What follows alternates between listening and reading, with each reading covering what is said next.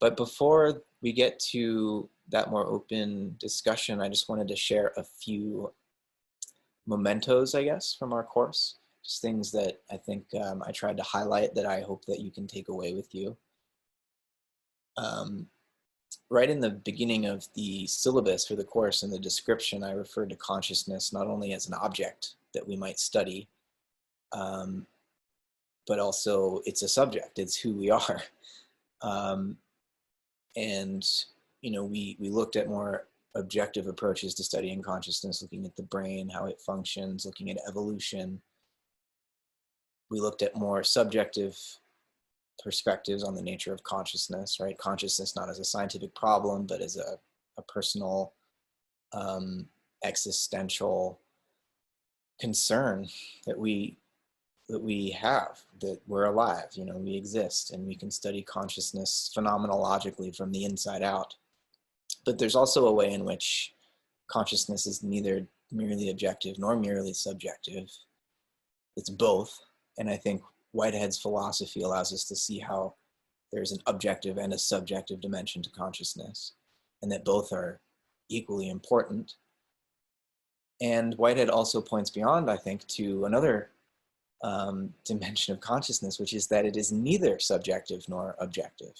It's some mysterious plenum, and as much as we might want to study it from all these other perspectives, we can't ever finally capture what it is. As Gabriel Marcel put it, I think consciousness is a mystery rather than a problem, right? And problems have solutions, whereas mysteries can only be experienced and deepened into. And ultimately, the study of consciousness, while we can learn so much about it from objective, subjective, process relational perspectives, we still are always beginning again in the mystery, I find. And then I wanted to also share a sense that I have of our moment as a species, or as trying to become a human species. I think it's still an ideal and we're striving for it, but what would it even mean to become human? And one way of thinking about this is to consider three different moments of human awakening. And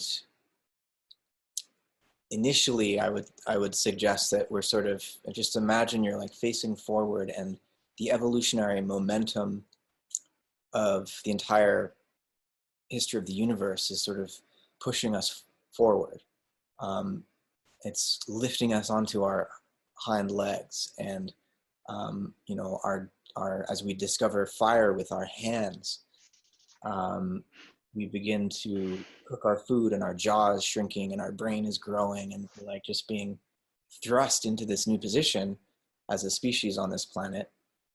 And then in the second phase of this process, we begin to turn around and look back and understand where we came from. And initially we understand where we came from in a more magical and mythical way, right? We think of the ancestors that gave birth to us and that protect us now.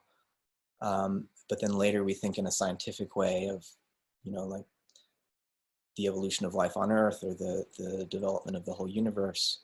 And so we look back at our own past and how we got here. But if we get stuck at just that second phase of looking back and learning about where we came from, I think we might start to feel like, oh, we're just determined by all of this.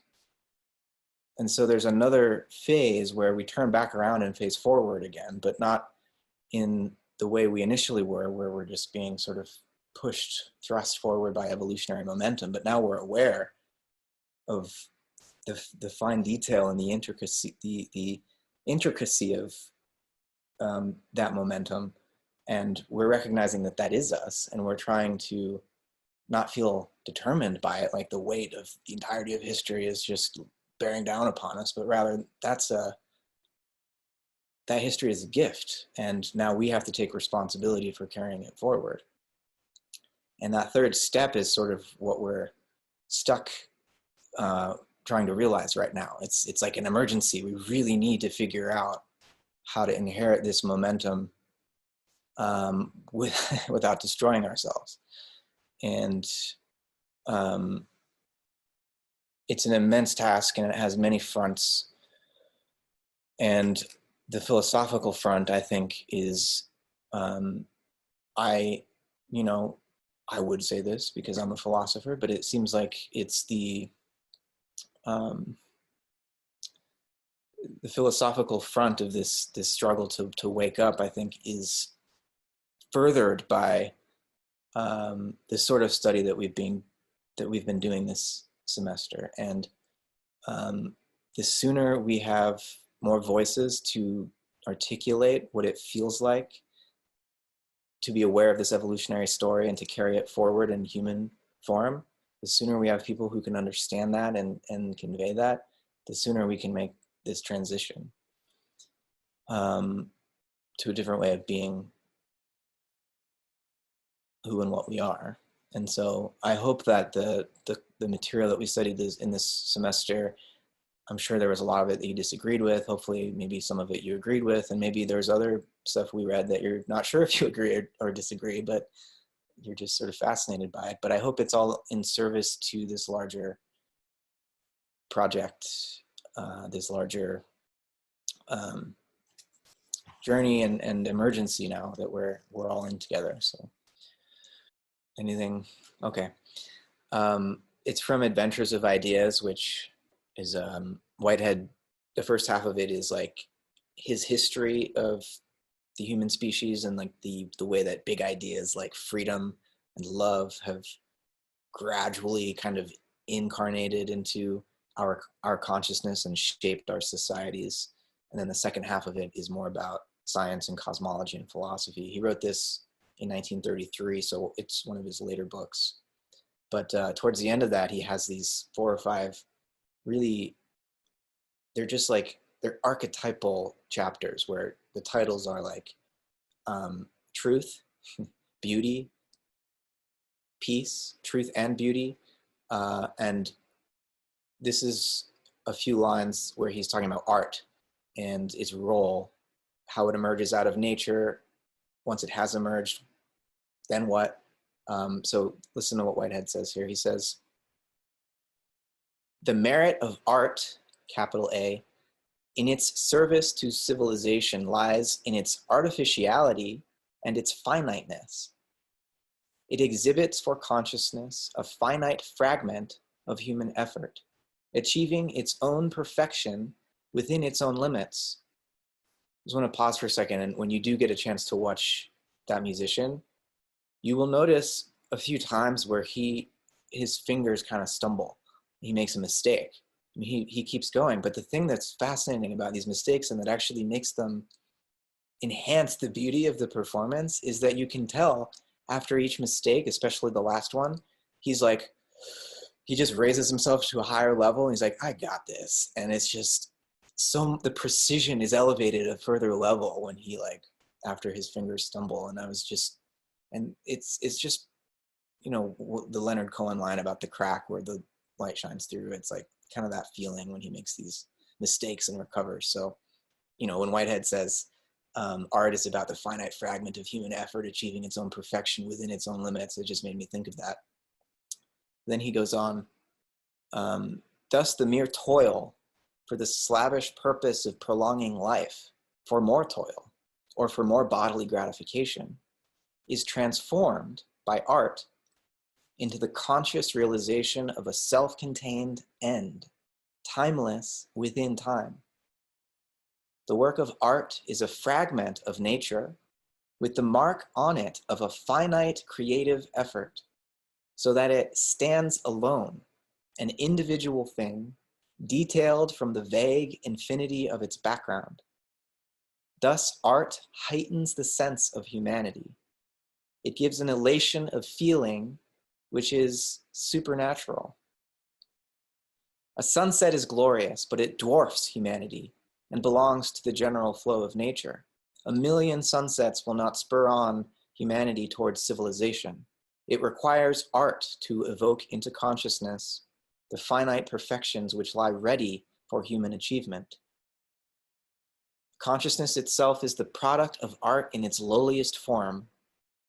Consciousness itself is the product of art in its lowliest form, for it results from the influx of ideality into its contrast with reality, with the purpose of reshaping the latter into a finite, select appearance. We're almost done. But consciousness, having emerged from art, at once produces the new specialized art of the conscious animals, in particular, human art. So, Whitehead's, keep in mind here, Whitehead has just said that it's not just humans that make art, right? Humans are initially the art of the universe.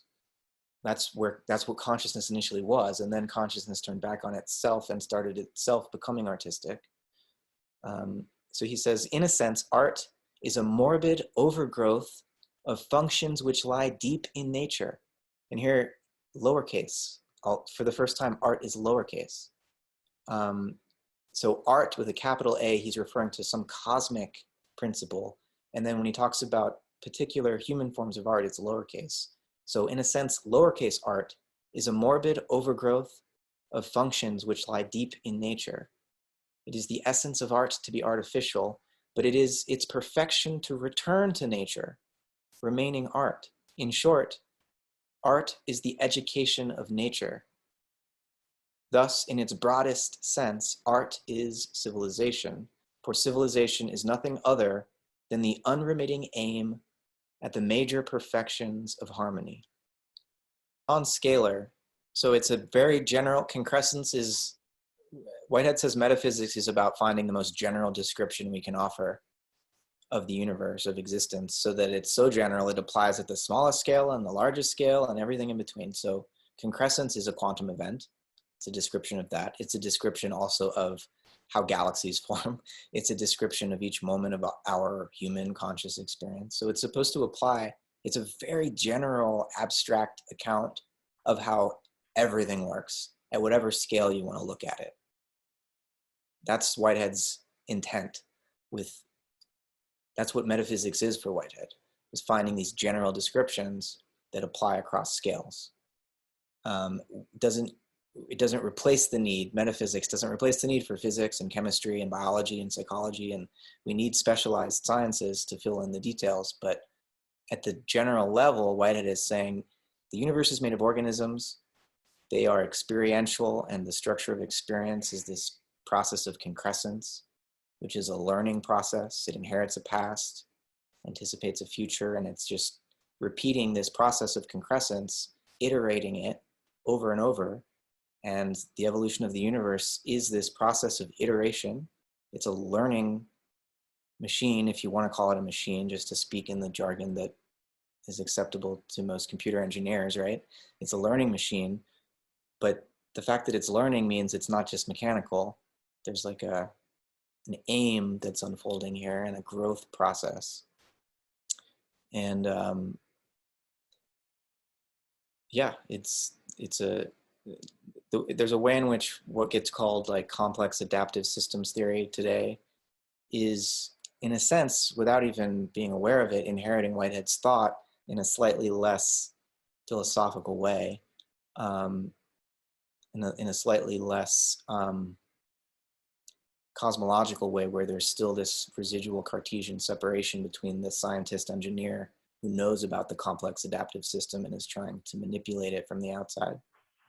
Whitehead is saying nature is a complex adaptive system and you are it. And don't think you could ever reprogram it.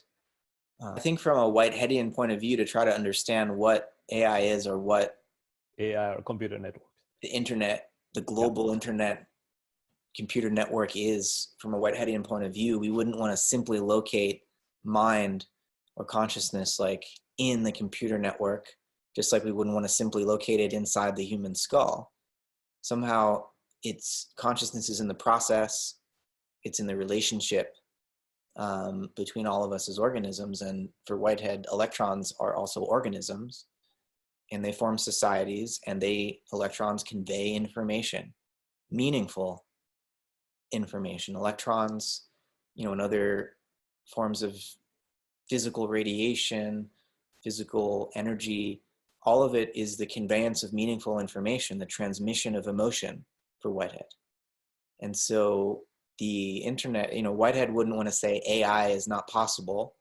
He would want to say, why are we pretending like we're waiting for its emergence? Like, it's here. Human beings today, most of us, are conscious by virtue of the relationships that we are in with our machines. Our consciousness is almost fully shaped by our machine relationships, especially under this quarantine. We're in front of our screens even more than we were before. And the internet it was already transforming, rewiring this particular node in the network, namely our brain, right? Our brain and our consciousness wouldn't be what it is without the screens that we're inundated by. And so whatever the AI is, whatever the artificial intelligence is, like, we're part of it. And I'm sure it's learning and continuing to grow and develop. And it might, clearly the viral sickness that we're dealing with at the biological level and the informational disease that we're dealing with in social media right now, they're related, and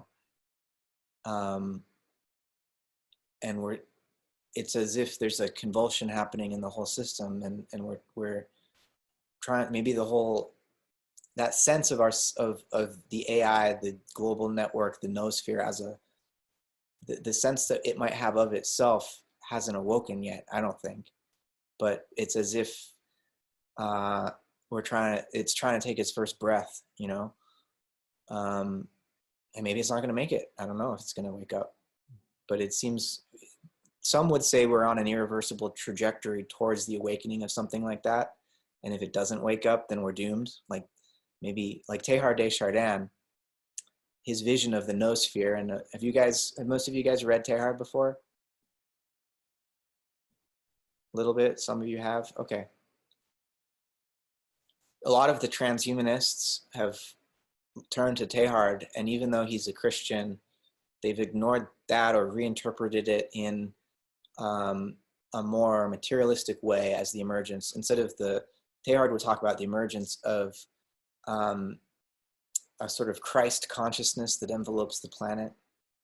The transhumanists look at Teilhard and say, oh, well, he's just talking about the internet and the awakening of the AI, and a future when we'll all have immortal souls and be saved by this Christ energy, because we'll just be able to download our consciousness onto the computer network, right? It's a sort of transposition of Christianity onto a materialist plane. But what Teilhard had in mind, what I think was, not that we wouldn't have this material infrastructure, but that it would scaffold our own awakening to a form of love that would allow us to transcend the acquisitive, selfish economic model that allowed us to create the internet in the first place. I mean, Teilhard seemed to recognize that, like, war and capitalism, even, this is the part that's difficult about Teilhard, is even colonialism, they're all necessary evils, Teilhard would say, to produce the material conditions whereby consciousness could transcend itself in love. I have a lot of problems with that. And I think Teilhard undermines his own vision of love by saying that it all had to happen this way. It didn't have to happen this way, I don't think. But all of that is to say that we're in a very serious condition right now, where our fate as human beings, our struggle to realize the ideal of humanity, like, we're not even there yet, right? We have racism and sexism and speciesism, because I think the ideal of humanity for me isn't one that puts humans at the top of a hierarchy of organisms, but the idea of humans, what makes us special is the fact that we can care for all the other species.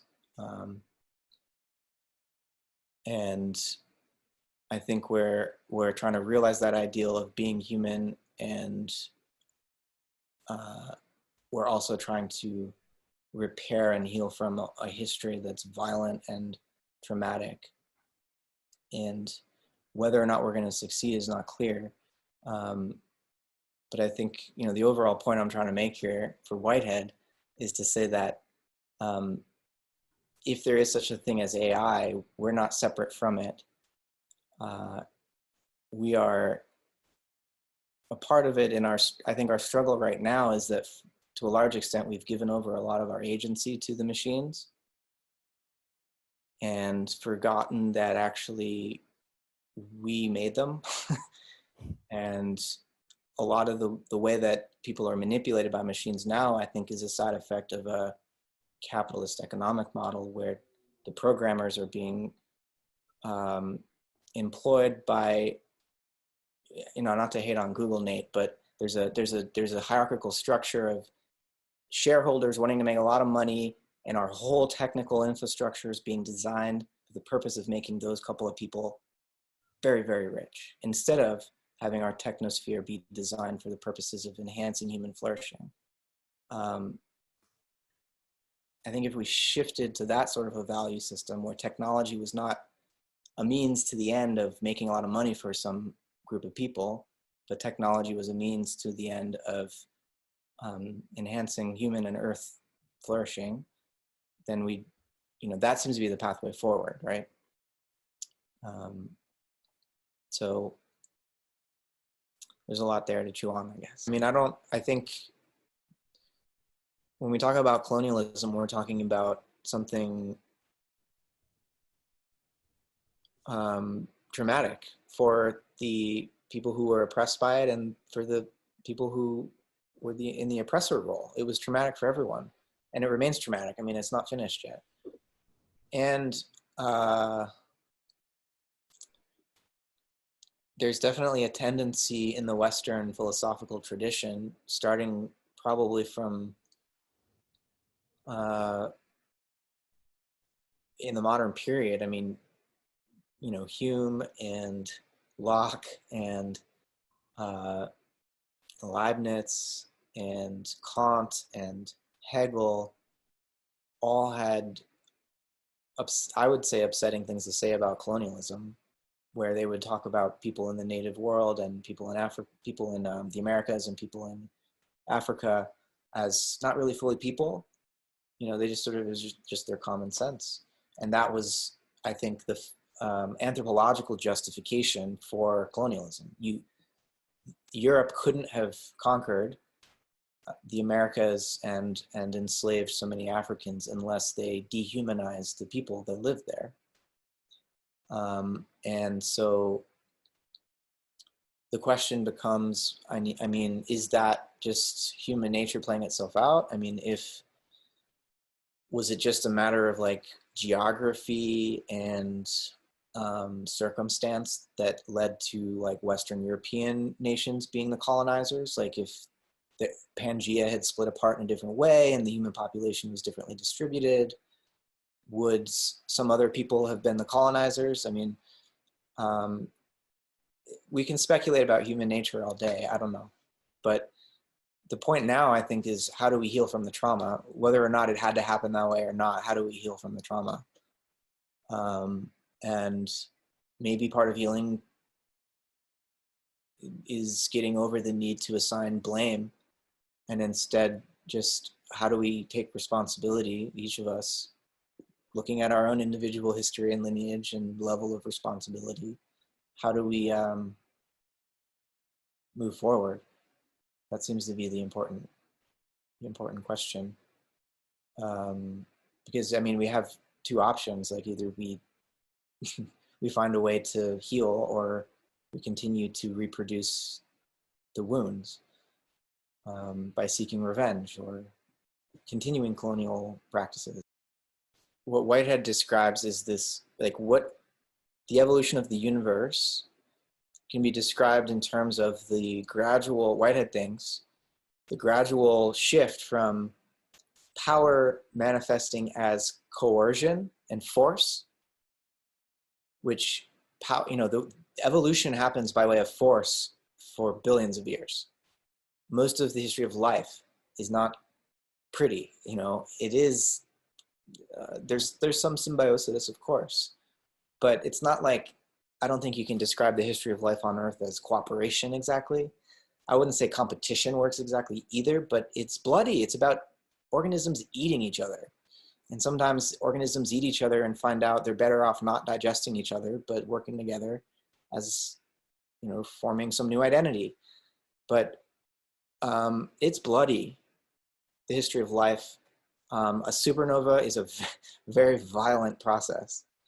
And so most of evolution is about power as force and coercion. It's like there's no choice for the individual atoms when a star explodes. It's like, it's just the power unleashed by a star-going supernova just forces the atoms to become heavier elements or to scatter into space, right? It's not like individual atoms can decide to do something else. But when Whitehead thinks that at a certain point in evolution, and it's gradual, there's the gradual emergence of persuasion instead of coercion. There's the gradual emergence of love, and you see this in, it becomes especially evident in mammalian evolution as the period of parental care for young ones starts to expand, right? And Robert Bella, the sociologist, writes a lot about this in his book, Religion and Human Evolution. This period of parental care that's growing longer and longer and longer, so that mom and dad, or maybe just mom, or sometimes just dad, they're looking out for the babies, and the babies then get a longer period of neoteny, right, where they remain vulnerable and young and capable of deep learning for a longer period. And in human beings, this period is longer than any other species. We can't take care of ourselves for, I mean, when do we really become adults nowadays? 28? I don't know. It's like, it takes human beings a long time to be truly, we'll never truly self-sufficient, but like when can we take care of ourselves? We have to at least be 10 or something, you know? It takes almost a decade for us to be able to survive, maybe even longer. So parental care is persuasion starting to take hold over the evolutionary process. And then in human history, Whitehead will show how, you know, for thousands and thousands of years, slavery was just taken for granted. Like the Greeks are always patting themselves on the back for being so enlightened and free and rational. And meanwhile, women and slaves are locked at home or in the fields doing all the menial labor. But gradually we realized, it took us a damn long time to realize that slavery was not such a great thing. And it was only very recently, like a couple of generations ago, that the human community made the decision not to justify slavery. So that's, Whitehead says, wow, a major breakthrough. Now love and persuasion has more of a role in shaping the future of life on Earth than coercion and force had before. So the nature of power shifts, Whitehead thinks, towards persuasion, but it's always at risk of falling back. I mean, as soon as, you know, civil wars have broken out plenty of times in the history of modern civilization, and we seem to be in a period now where it's not clear that our institutions are going to survive, and that like law and order, so-called, and the justice system, so-called, are going to allow us to maintain a sense of, you know, self-governance where we're able to reason with each other and use persuasion instead of force. More and more force is reimposing itself on our lives. So it's not a given that we're going to move towards more and more love, but it is, over the long duration of evolution, it seems like there's a direction here. And so even if there are temporary setbacks, maybe we can hope love will win in the end. But so that's Whitehead's view of power. It's evolving. It's changing forms. I mean, it's a work of repair. We need to inherit our history honestly, because if we try to repress what we've inherited, it's gonna make us that much less capable of responding in the present to what's needed, Yeah. to bring forth the future.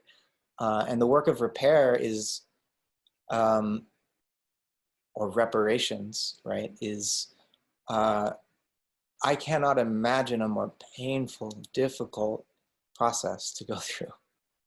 But it seems to be necessary, but not as a blame game, but rather as, you know, to really do the repair work, I think we need to avoid blaming particular, we need to avoid blame in a way that gets generalized, actually, because each of us as unique individuals has a unique restorative task. I'll speak for myself, just thinking genealogically, half of me is Ashkenazi Jewish, and my family escaped Europe, luckily before the Holocaust, but there was persecution. And the other half of me has been here since the late 1600s.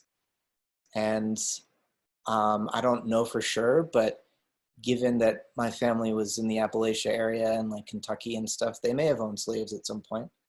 This is on my mom's side. My dad's side's Jewish. And so I think a lot of Americans, a lot of people on this continent who maybe not even American citizens, we're mixed up. We have very entangled, nobody's pure. There's no purity, right? So each of us has a unique inheritance. Each of us has unique responsibilities based on that inheritance.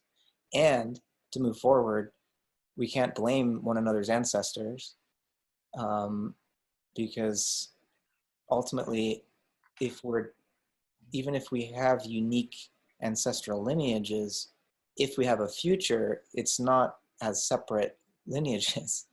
We human beings cannot expect there to be a future for our species where we're not in it together, So it's part of that third stage I was talking about earlier, like, given that we've looked at the past very closely and we're not trying to shirk responsibility, we still have to turn around and face our present situation as we move into the future.